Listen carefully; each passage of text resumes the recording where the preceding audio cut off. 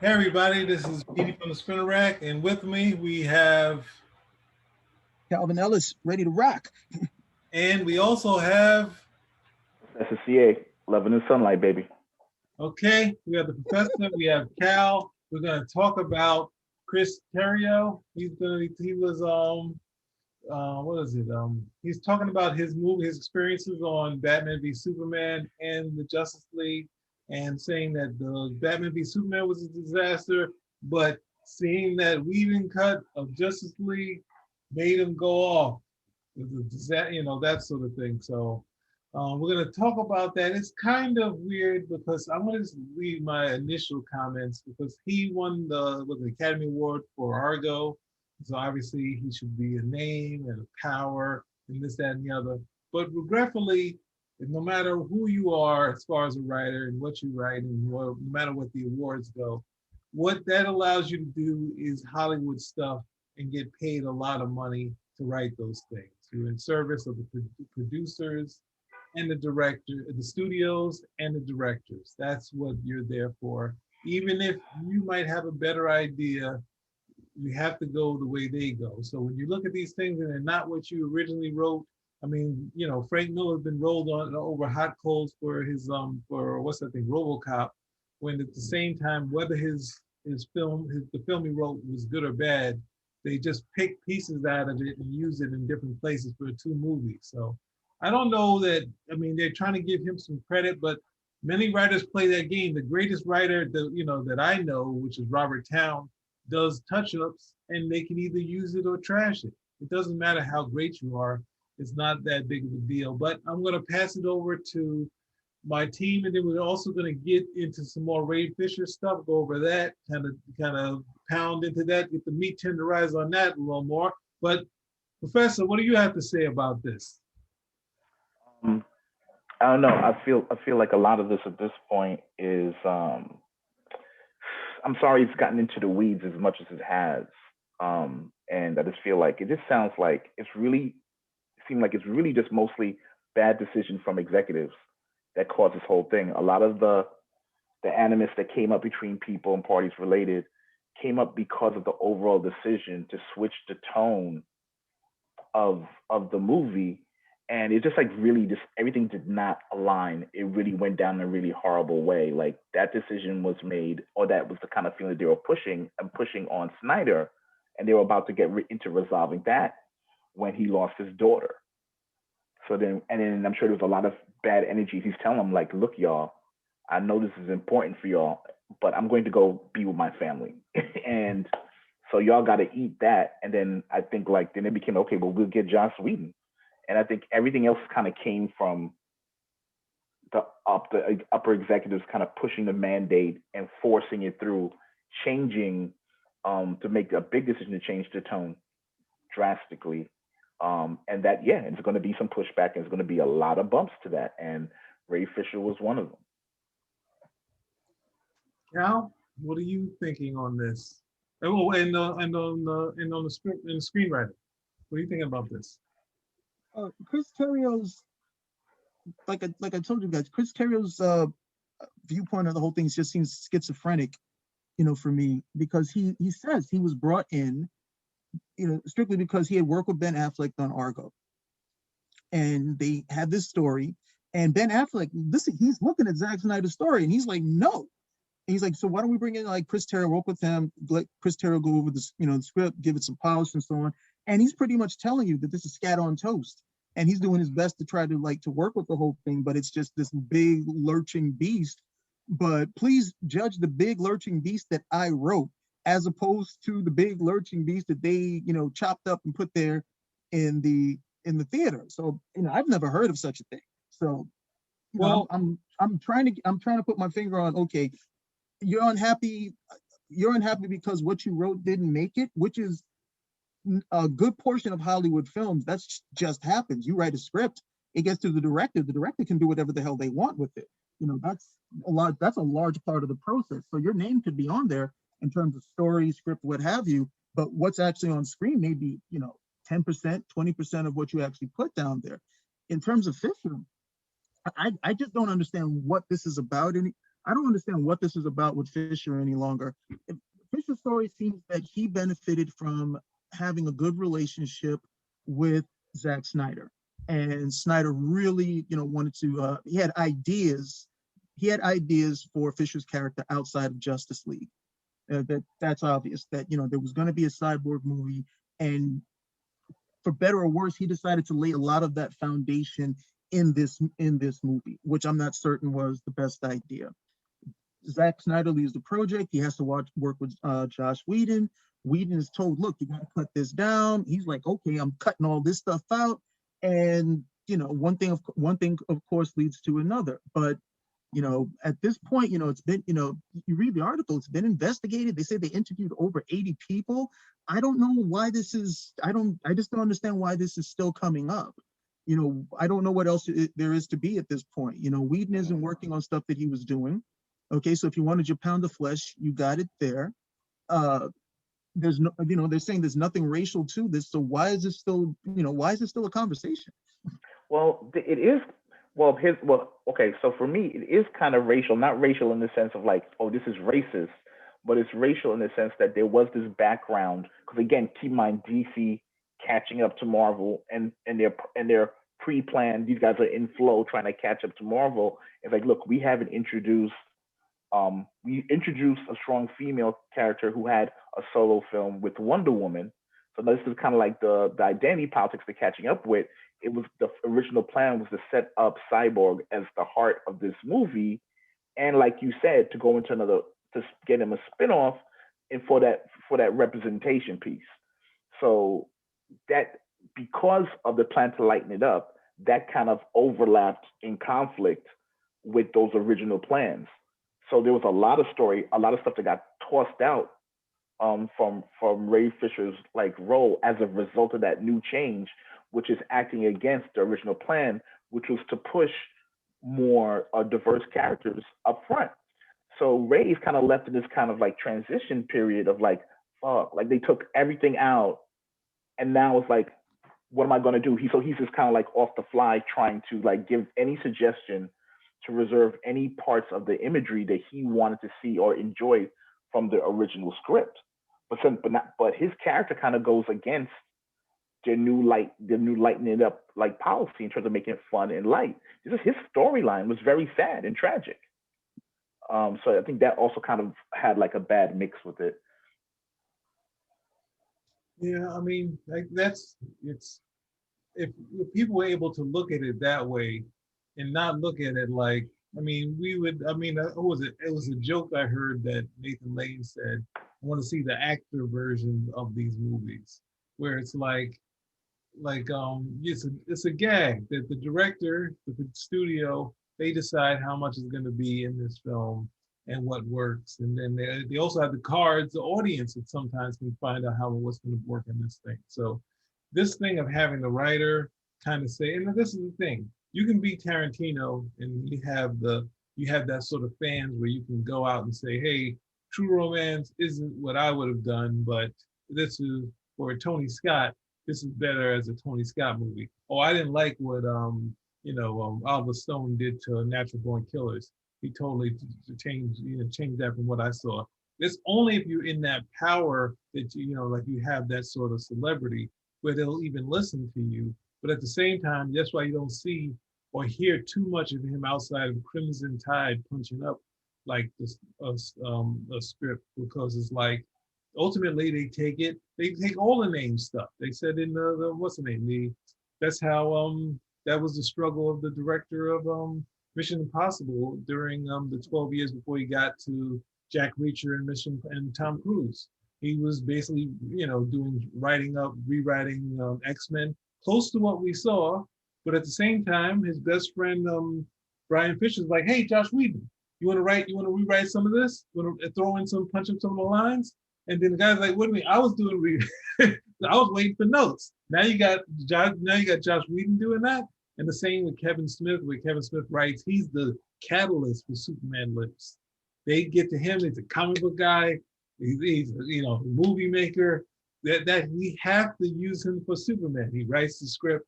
They get who's that? Tim Burton. Tim Burton's like, I'm only going to use the producer stuff because the producer's still on it. So he keeps the spider and Superman dying. But they said the rest of it, his word, they ish canned it. They ish canned the whole script. So it's like you don't really have the power we think unless you're Christopher Nolan. And if he's working on someone else's project as a writer, it's not going to be something where unless you're Shonda Rhimes and you're or David Chase, or you're the director of these things, where you can actually control it. You're the EP. Then you're saying to the people, I don't like the script. I need you to change it. He's coming in, and whether he's the head writer or something like that, you don't get that kind of power. The writer is sort of the blueprint, and then you can stay on it, and they can, but you'll be rewriting stuff that you might not even like, and say, well, just get some other person to come in and rewrite this stuff. And that's why usually they'll keep their name for the, obviously to make money for it. But this is kind of like allowing the last bit is for me for him is like this is kind of since everyone is kind of plugging holes in this, it's like, no, I can say this isn't my work. This isn't my work. Neither of them is that. And it's like, of course, that's what happens. But at the same time, when you see movies that work and you're like, and it gets the awards, sometimes they punch up those scripts with other people that are just around at the same time too. I think I have this book, William Goldman, he talks about it being on set maybe like a couple of times, and he's done like some classic movies like Butch Cassidy and Sundance Kid and The Princess Bride. And he said he doesn't stay around to do punch ups and stuff like that. So but a success is a success, but then sometimes while they're on set, I don't like this line, I don't like that. And that brings me to Ray Fisher, where giving I think I said it before in other, giving the director notes, you can change lines as you go. As an actor, you can definitely say, this isn't real to me. I can, and they usually have to go through takes where they do other takes. That's what a normal actor thing is. As you go on there, you steer the character, and then the director is like, it doesn't matter. We'll figure it out. And if they're good scenes, we'll use them. And actually, sometimes those scenes can be, I think a lot of Black actors, they go in there and they say, when they get the scripts, they kind of say, I don't like this, I don't like that. But they don't go and say, here's a list, change that. It's like, no, you have to work it out on the page or else, on the day, or else it's going to be, that was crazy to hear. So the Josh Whedon stuff, him being, I guess, tough with him and the Booyah thing, they try to liken it to, what you're talking about, Willis, they turn it into a racial thing. They're like, they're kind of pushing it a little too far when that's a line from the cartoon. And, I don't know. It's weird that became an issue. And that's the thing that he's going to hold his hat on to say dynamite. And it's like, Right. it's like, no, that became, people just were saying, oh, he's doing it too much. And it's like, is that racial? Like, well, what does that have to do with anything? Like, it's just it's stuff the Fonz saying, hey, or whatever it is. I don't think I'm kind of torn between you and Cal in terms of how you feel about it. I feel like it isn't racial and kind of on Cal's side in the sense that like the intention of the spark was not to say let's diminish this character. Again, it was all under the premise of lightening this up. And I think there was still a lot of energy and a lot of anger on Ray Fisher's part that he was still processing. It's like, what the hell happened to the movie that I was in? Yeah. And for making that transition. So didn't seem like there was a racial overtone to it. It was like, nah, we're trying to make this light, bro. So, and he's coming from an artistic. To my time. Yes, what happened to my time? Like you gutted my character. So now you just want me to sing and dance. And yes, that's what they wanted because they wanted a lighter tone. But I can't explain. I think there was racial implications. Like how can I say that? Our after effects. But I don't think this was a racial kind of like, it was not racially motivated. I think it was executives doing what they do best and not creating a thoughtful process and without communication. It was like the order was made, this is going lighter, and basically F your feelings for that was the order that came down. So everybody on the team who was working on the higher level they're not gonna come out of it looking good because this is just, bruh, this is the direction has shifted, and now you're gonna do all of this, and everybody else is left to try to be. He basically was the only person who was like really vocal directly to people and be like, this does not work. Um, but it was kind of like you get either, yeah. So it's a hard position to be in, knowing that one of your largest, biggest roles and your debuts in a certain way um, has to be like gutted, and you're gonna either go with it or not, and or try to do something in between like he did. And yeah, you're probably gonna take it personal the way that came down. Oh, now you're asking me to be Quasimodo instead of Frankenstein and the Disney version of it, So yeah, it just I think it's just honestly, I think it's a case of just like really bad process, really horrible process. Um, and when you're an executive, you're not thinking about communication styles. You're thinking about just telling people what to do because this is who you are and I have this power, so you're going to do it that way. So looking at it through that lens, none of these dudes is going to look good. I don't know. The process. This is pretty much standard Hollywood process. You know, Anna Paquin. She played Rogue in the uh Hmm. in the X-Men films. Brian Singer had her out to film for Days of Future Past, and she filmed. You know, it wasn't like extremely large, but she did a good amount of filming for it. It comes time for it to go to screen. And mind you, Anna Paquin is an established. This is an established actress. You know, had a hit series on HBO at the time with True Blood. So she comes out and she films the scenes for Brian Singer. He sits down. It's time to do the film, and they said, you know what? We're not going to use any of Anna's scenes at all. She doesn't even get to appear at all. Okay, the only time you would get to see her would be in the extended versions later on. But I read about that, and it's like, look, that's just part of the process. At the end of the day, they can decide, look, all that stuff that was filmed never gets there. Same thing with what's her name, Bryce Howard. She filmed. She was supposed to, no, not Bryce Howard, was this other chick, but she was supposed to be Mary Jane in the Spider-Man film for the Amazing Spider-Man Part Two. Filmed a whole bunch of scenes, was in the considerable part of the movie. They decided we're not going to use it, never got used. So I'm looking at Ray Fisher and like, okay, you're pretty much in the same boat as these other people, people who were established, not established. What about your situation is different or any more significant than happened with them? Other than the fact that you really moaned about it pretty loud at the end of the day. And, people listen to it for whatever reason, for whatever the reasons were. Well, the reason is pretty obvious at the end of the day. This Well, is it again, this is something that happens in filmmaking. And I don't know, the idea of, well, nobody's gonna let, I can put myself in the shoes of Ray Fisher and saying, yeah, I would like to, somebody to listen to me. I can put my shoes in the shoes of the executive and saying, look, why the hell do I have to spend so much time listening to you when I have this other stuff to do, and I just need you to do these particular things in terms of acting.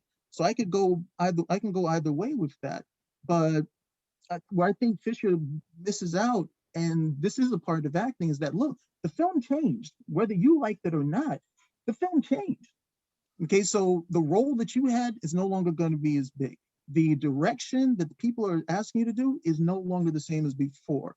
And if your resistance is like, look, we want you to play less like Frankenstein and more like this, and your idea is, oh, so what are you asking me to do over here because you're unhappy?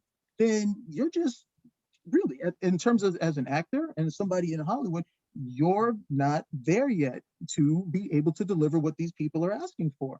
Because a more established actor is going to understand, well, okay, great. This isn't necessarily what I wanted, but it is what it is. Let me turn this in, do a good job with it. There'll be more work down the line, and this will just be a stepping stone towards that. That's not the way that Ray Fisher decided to play it, and he doesn't have to. He doesn't have He to at doesn't all. absolutely doesn't have to. Yeah, But yeah, he I, doesn't. I would but most people. again, he's not unique in this situation. It's not like this is something where it happens to him. Okay, this happens across the board. Established actors, okay, new actors. At the end of the day, a lot, same type of situation that he's going through. I don't see what I really don't understand what makes his situation that much more singular than stuff that I've heard that has happened to other actors and actresses. Yeah, I don't think anybody's saying that, um, or I don't think he was saying that what was happening to was a singular. It sounds like the case of a new actor in his feelings trying to advocate for himself. But that really did not work out in a way for him because of his lack of experience. yes, as an actor, you have every right to advocate on your character's behalf, and there's a certain amount of back and forth you should be able to do. And I'm sure there's plenty of actors, more experienced, more famous, more accolades, who know this and work with this all the time as well. Um, so this might have been him again being in his feelings, being like, and to a certain extent, rightfully so, being like, dude, this is messed up. Um, this is not cool. This is not fair. And I think in his learning, he's realizing that like maybe he would rethink doing that, but like it was also him not wanting to out his other compatriots. So like he does this thing where he kind of puts out this tweet about like, yes, it was rude, bad, racist, da da da da, but he couldn't back it up, and he didn't. It doesn't sound like he really thought it through all the way to the end as to what was his point in this. It might have been better just to pivot and focus more on the Snyder cut and just be like, I'm just going to be that dude who's going to be pushing the Snyder cut because I'm advocating for my character. But you brought the race card like into it. And if that's Well, how he felt, that's how he felt. But like, I don't think that was the real. If I had to give him advice, I'd be like, bruh, handle this because it's going to be like, one, how are you going to deal with this film that's going to come out because it came out, right? And what's going to be your reaction to that? You're not going to get anything else from Josh Whedon down because they already got slapped up and was told like, handle this. It's going on like this. Here's your bucket of money. I don't want to hear no more about this. So there was not going to be any conversation that was going to go in a good way for Ray if it was going to go if it's not going to be helpful in terms of lightening it up. well, I would say I would add to this that the difference in at that point of what you said, both of you guys saying is on the one thing that when we read all of Ray Fisher's thing, he mainly talks about Josh Whedon being kind of racist to Gal Gadot and all this other stuff. And it Mhm. doesn't seem anything outside of a director. The stuff with Jeff Johns, that's where it gets kind of gray. Because it's like it's kind of tougher for um for Jeff Johns because there's a lot of conversations and at some point Jeff Johns needed to sort of like, well, just like, just try to talk to like put him back to to Josh Whedon because there's talks about, I don't mind to talk about the catchphrases. I don't mind what he said, but then they start talking about we need to tone it down. We don't want to have him to be an angry black man in this thing. Like this guy's going through this struggle. So it's like it's a case where they start getting into the racial ignorance. It's like, yo, just don't talk about none of that stuff. But they still going. Then it's also the mafia thing. It's like trying to because they say a statement and this is all from one person's perspective. We don't know that. I mean, obviously, we're taking it as truth. We don't have Jeff Johns to say that he actually said this. We're saying, hey, the studio exec says, hey, why doesn't the Cyborg say booyah? And it's like, I needed to say booyah. And they say, hey, my daughter said that. And it's like they're using the idea that I think of Robert Wise, who directed the first Star Trek film, and his daughter said, where's the guy with the ears? And then that's where they're like, oh, we have to make a deal to get him. Let's have a meeting now. Because it's like, wasn't like they twisted Leonard Nimoy's arm because they were in sort of this, they were in arbitration over money that they owed Leonard Nimoy and they thought he was against it. But he couldn't turn his arm, but he kind of, it sounds like Jeff Johns turned that story into saying, hey, if the execs want to hear booyah, you're gonna have to do booyah, right? And it's just like some of that stuff we talk too much. So it's like 50-50 where, but then at the same time, all this is said, they have taken action. They put all the blame to Whedon. They took away his Nevers job. They took some things away from Jeff Johns, but that's not enough for Ray Fisher. He's still going. So everything you guys have said is on point. And then it's like, and I'm saying, hey, there's some of the things that were talked about too much. But then he still wants these guys to be fired. The people like, no, if you said something that was wrong, they bring you in the room, they talk to you, and they say, hey, slap on the hand because it's like you didn't kill anybody. You didn't understand anything. We're slapping you on the hand next time, and we're taking a couple of big money gigs out of your hands. How much more can they do? It's not over, it's over something that it's hard to say that it's small because he's saying this is racial and they're hinting that it's racial, Mhm. but it's Mhm. this sort of thing, if it's not, like the Title VII things where they're costing you your job, what can they do? They take it down. There's a file on Johns and there's a file on Whedon, right? That's what they do. The next time they do it, hey, this came up before. Now we can get rid of you. It's like they put it that, I know it sounds like you're not doing enough, but that's what it is. Like you're like, look at the punishment fitting the crime. It's like, oh, this got to stop. And it goes along with all the other stuff that goes on Hollywood. Now you're kind of pushing it all together. And Jeff Johns, someone told me he didn't want to have the Krypton family to have a black character in there and didn't want Adam Strange to be gay. It's like, it don't have nothing to do with these movies. And you're not on that set, so we don't need to hear those stories. Let those people, I don't even know if Krypton's still going on. But you don't hear them. They moved on to their other job, or they're working on that stuff. So it was just a bad look, a bad confluence of events and energies really came together to make a mess. And hopefully, I wish Ray all the best, and I really hope he kind of sits and thinks about this in terms of what he got done. Because there's a bottom line. I don't know whether it's just Hollywood or just companies in general. Nobody wants a snitch, and they can't.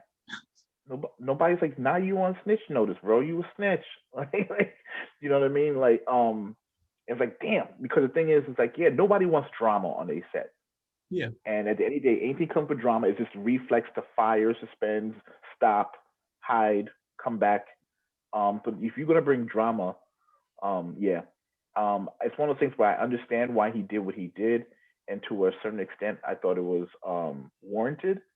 But I think he should have taken some time to reflect, got some more perspective, get some more opinions from experienced actors who had to go through this, and think about what he really wanted before he set on that mission. Because now he, like you said, he's marked, and Josh Whedon's marked. And that's a good point you brought up, that he did suffer from it. He did lose the Nevers. At least we got that first season. I'm looking forward to that. That's coming up on HBO soon, HBO Max soon. But I'm looking forward to seeing that. It's hard, and in the age of cancellation, trust. If Josh Whedon was going to KKK meetings, it would have come out already, y'all. He's not, like, you know what I mean? For them, for whatever they said about him, that's the most they could say, which tells you that a lot of it is just, what can we know for certain about Josh Whedon? He's an egomaniac and a little bit of a jerk on set. True. Okay. But other stuff you're piling on, if there was really any real claims to it, oh, trust, it would have been out already. It would have been certified out and shared already. So I feel a little bit for Whedon. I don't think I would like to hang out with him and get a beer, but I'm a fan and continue to be a fan of his projects and his work. Oh, I take that beer.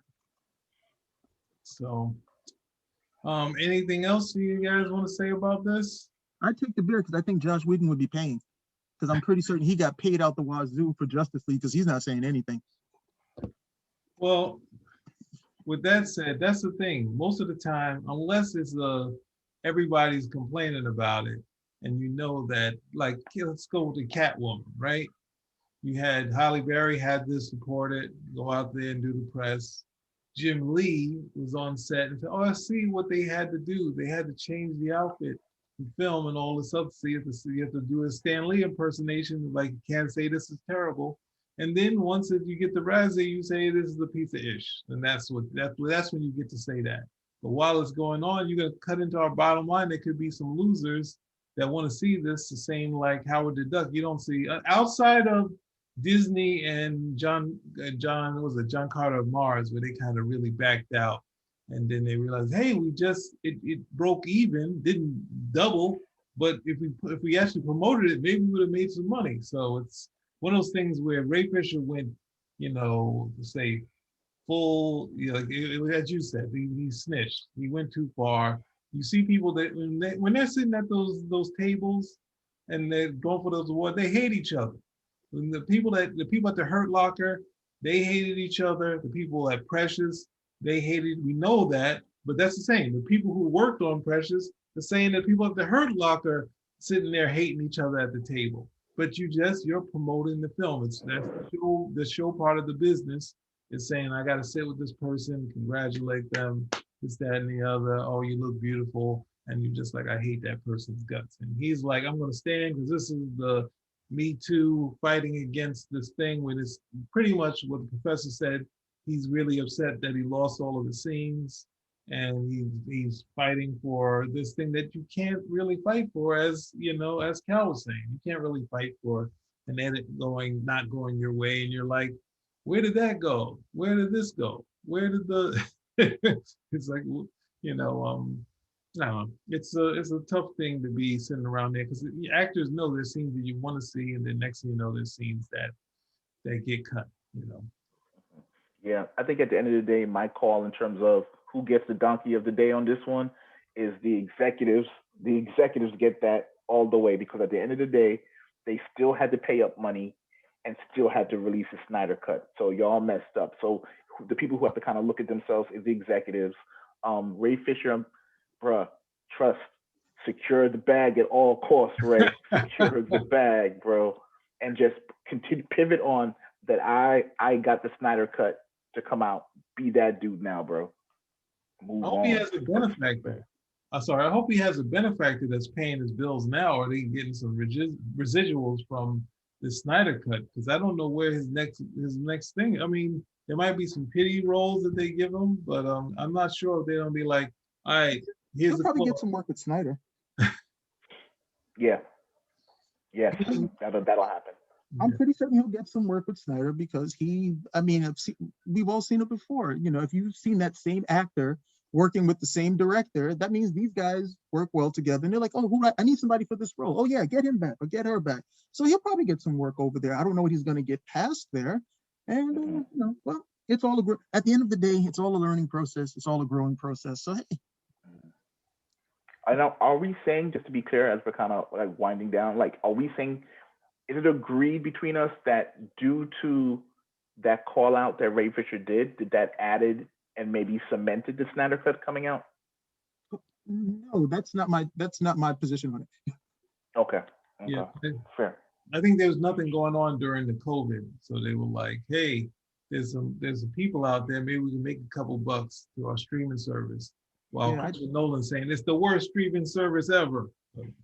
Yeah, I just looked at the Snyder cut as like free money. They were just like, hey, you know, we can come over here. Most of this stuff is paid for. We got a chance to make back some money on top of it. The money they put into it in comparison was nominal. And they probably looked at this thing, you know, saying, look, we can probably, like Peter said, we can probably make some money on this without having to fork over anything for promotion, marketing, interviews, all the normal press that we would have to do. We don't have to do any of that type of stuff. And even better, when it's over, you know, nobody's going to really know the numbers on this thing. We're not releasing any numbers because it's all on this particular streaming site. So I didn't see how they could lose with this thing. So they were like, okay, let's just go for it. And so many of the people who wanted to see it were people who wanted to see it. They you know, so everybody wanted to see it. They saw it, they loved it. And it was like, hey, much better, you know, much better than what went into the theater, which was same stuff. And they were much better. And so I didn't, you know, it just seemed like a no-brainer, you know, from the, you know, if you're looking at the bottom line, it was a no-brainer. Let's just do it. So it ended up being a win for creative. In the end, after all the BS the executives were doing, it ended up being a win for creative integrity. And we got to see a version that we would have never seen, the full 4 hours. When you say it like that, I don't know if I can agree. Oh God. I would love to say that. I'm all for those type of wins. I just don't see. They stumbled backwards into creative integrity. Oh my gosh, how you put it that way is it's hard to. It's like all about the money. This was all about the money. The reason why they got rid of Zack Snyder was like, hey, I got to get off this film, and they were like, bye, see you later. They wanted him gone. What is it? They wanted him gone anyway. I mean, oh God, I've already done this before. But Man of Steel was like this mandated film. Look what you Man did. of Steel was this mandated film. Bad Petey. Okay, the judge comes over and says, look, you guys got to make a Superman movie. If you don't make a Superman movie, we're giving the rights back. And now Warner Brothers is like, okay, we got to have like Superman 5. This time it's for the money. That's going to be the case. No, we can't say that. We can't say that. Okay. And they decided to put Zack Snyder on that film. Okay. And I think I was like one of the people who said, oh yeah, I would like to see what Zack Snyder would do. because he did Watchmen, and let's see what he does with Superman. I didn't think he was going to do Watchmen with Superman. I thought he was going to do a Superman movie. So that's Yeah. how that worked. So, but he was attached to that. And then you got Batman versus Superman. And the stuff that I was hearing about Batman versus Superman in terms of the story, because they told him, okay, let's keep him on because he did Man of Steel. Okay, so and we already had some stuff working because they were like, we want to do another one. Let's keep Zack Snyder on and stuff. I was hearing out of that. They were like, no, this story's out of control. This story's out of control. And they decided, okay, let's bring like some people. And they brought in Ben Affleck, who's in good standing with Warner Brothers. And Ben Affleck saw the story. He was like, "No, this is out of control." It was like, "Look, bring in Chris Terrio over here because I worked with him. Let him come over on the story and so forth." And they're trying to keep this beast that Zack Snyder is, creating, from getting too out of control. Didn't happen. Didn't happen because we saw, with the exception of 30 minutes, the Batman versus, Batman v Superman movie.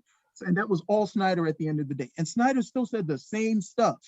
He said the same stuff when it was time for press. Well, I had these executives doing this type of stuff, and I was being told to do this. And if you get to see my full cut and everything of that nature, that's the full expression. And people saw the full cut. The people who already loved it, and everybody else who didn't looked at it and said, this is just a longer movie.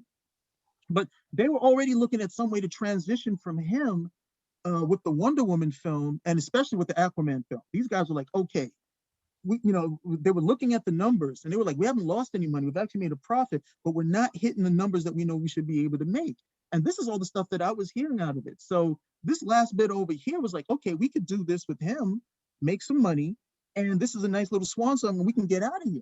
They weren't thinking like, restore the Snyderverse or artistic integrity. It's about the money at the end of the day. That for me was every story that I've read regarding these particular films and how these things came out was not so much, hey, you know what, we should have allowed the original vision to come out. These guys, when it came time for the Justice League film, put yourself in the shoes of an executive. You got to get this film out. You got to put this film in a theater knowing that you need a film about 2 hours, maybe 2.5 hours, so you can maximize on your money because it's in the theater. This is a big old beast. This guy's not necessarily working well with you at this point. You get him out, okay? You're going to try to, you're going to do what the executives do. Let's try to package this so we can get it over there. Hope for the best when it gets over there into the theaters, okay? So we don't lose this money because these guys aren't concerned about artistic integrity. These guys are like, I forked out $20 million. I'm trying to get this money back and double it at the end of the day. So the idea of, I don't know, that's a tough one. The idea of artistic integrity, would we have seen this film if not for COVID? But that's why I'm agreeing. Like I'm saying that like there's just a lot of events that just happened. That's what I'm saying. They just like ask. I'm sorry. What? No. I didn't expect to go on that long. I'm sorry. No, it's good.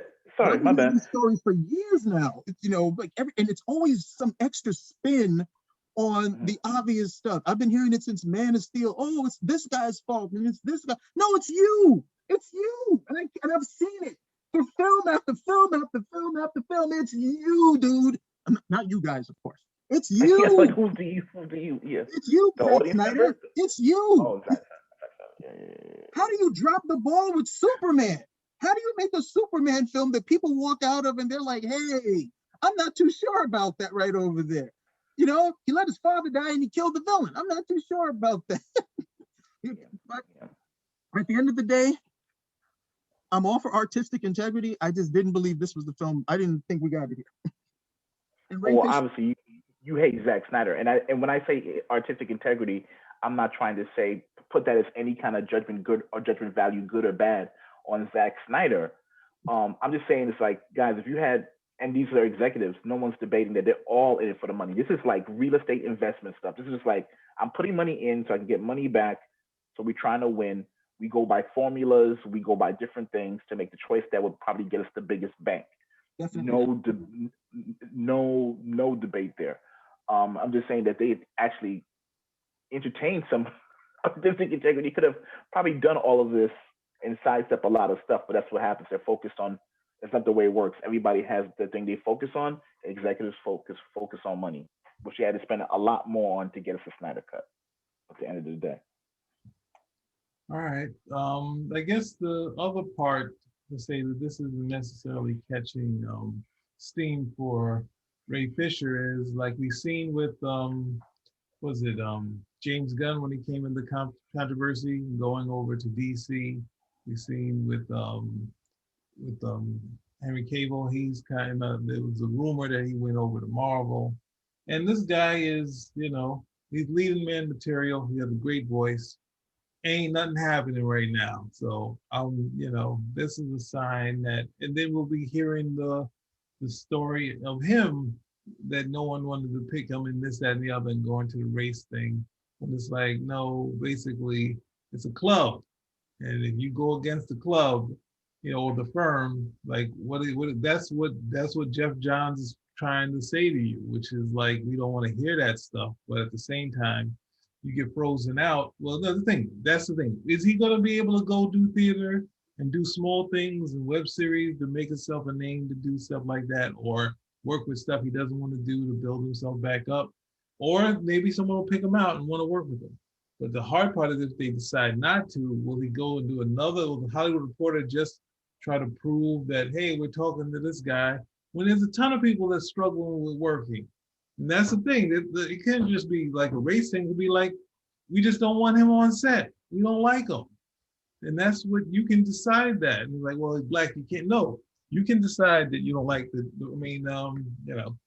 John Amos is the best story of that, because at the same time, he was a quality actor.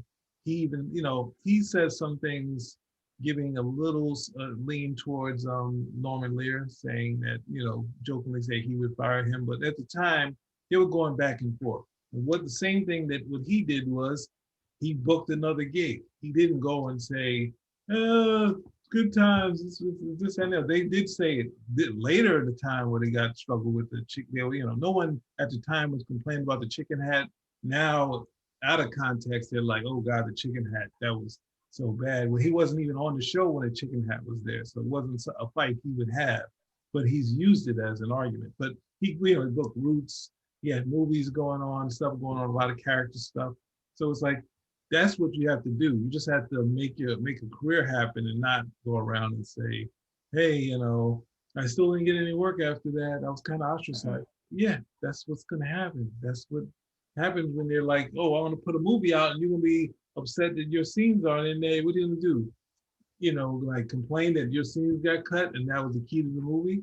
The movie is what we cut. What we like is what we cut the movie as, and that's it. Yeah, you can't yell. I'm sorry. Can you leave now, sir? So, anything else? Secure your bag. Cal? It's all a learning process. All right. No, sorry. Keep going. No, that was it. It's all a learning process. It's all a learning process. Either you learn, if you learn, you're definitely going to, you'll definitely, be able to make those necessary steps, and you're going to have a more rewarding career for it. If not, there's enough stories of people who have been through this particular thing, and then we don't hear from them again because they weren't able to learn from it. It's not the end of the day, okay? But we'll see what happens. Everything is high school, and it's at the end of the day, whether it's Hollywood or life, it's all about relationships.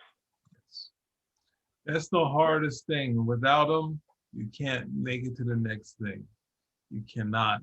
And that's the thing of, that's the thing of, especially with Hollywood. You can say if you can go to nepotism or, whatever it is, that's what the business is. They want people with talent, and they want people that they can sit in the room with and not be bothered with after possibly 5 minutes. Be able to sit in the same room with the person. That's the thing that they're going. And I mean, even Kevin Smith said that when he was casting for, I think, Cop Out. He was just like casting, saying, who can we sit in who, or Seinfeld, they said the easy hang when they were doing the writer's room. They weren't looking for definitely quality, but who do we connect with? That's so I think we covered Ray Fisher until some other longer Hollywood Reporter or Vanity Repair report, Vanity Fair report comes out. Oh God, no more, no more. He finds another, he finds another diatribe, another thing, another scroll, another Dead Sea Scroll of what happened to him on this thing. It'll be like the lighting people did something to him. But I gotta say it now, Spinnerack Out. out.